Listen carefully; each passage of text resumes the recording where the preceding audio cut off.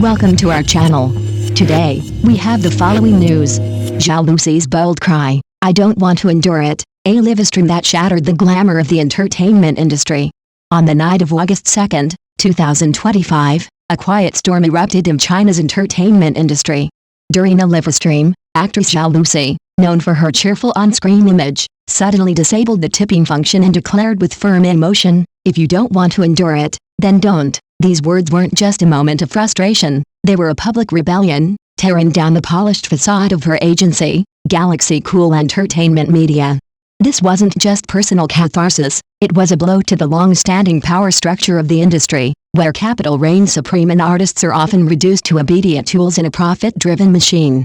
Zhao Lusi later appeared in an interview where the headline bluntly read, "Many say you're just a pretty face. Do you agree?" It was a cruelly ironic question, given the deeper struggle she was facing, not just for recognition, but for basic agency over her career and life.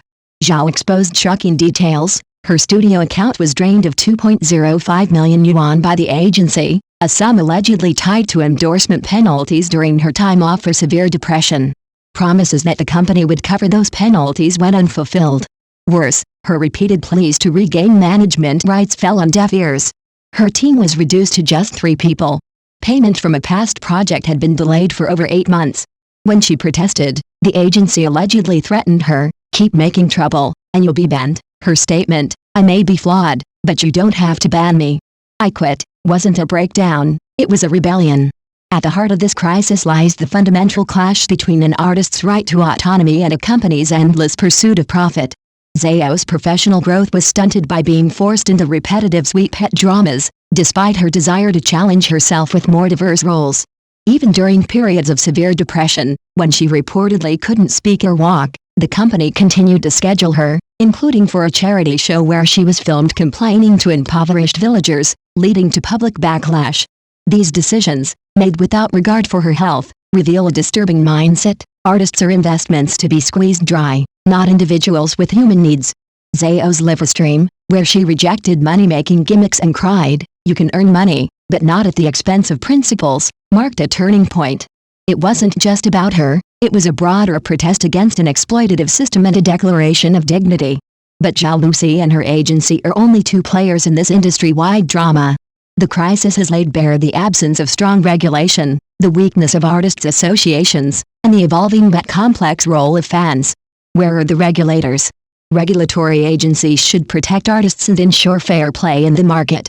Yet Zhao's story highlights glaring gaps. There are few safeguards for artists' mental health, weak enforcement against contract abuse, and no strict oversight of financial mismanagement like unauthorized fund transfers. China's civil code and labor law offer some protection, but they don't fully address the intense and unique pressures faced by artists. If this moment leads to reforms, standardized artist contracts, clearer accountability, and stronger legal protections, it could curb the unchecked expansion of capital and create a safer environment for entertainers. Without such action, every struggle for artist rights will remain a solitary and painful battle. Artists' associations, toothless guardians. In theory, artists' associations are meant to protect members' rights and provide collective bargaining power. In practice, they've proven largely symbolic. In Zhao's case, these organizations could have stepped in to mediate, offer legal aid, or push for reform. But they lack the authority to challenge major agencies. This stands in contrast to places like Germany, where guilds and associations have deep roots and substantial influence.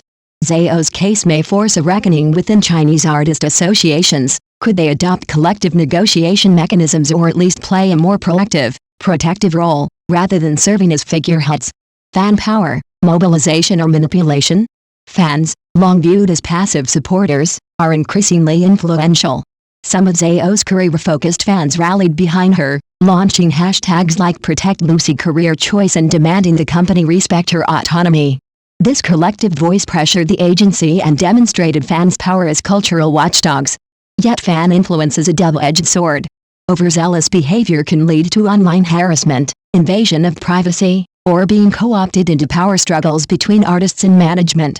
The industry must guide fan participation toward constructive advocacy, turning them into allies for fairness rather than foot soldiers in media wars. A new form of resistance, the social media weapon.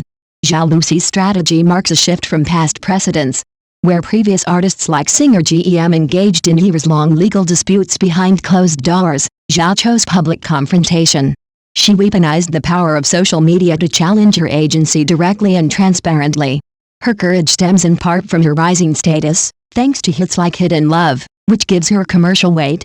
She's also been laying the groundwork. Months ago, she began forming her own studio and building a legal team.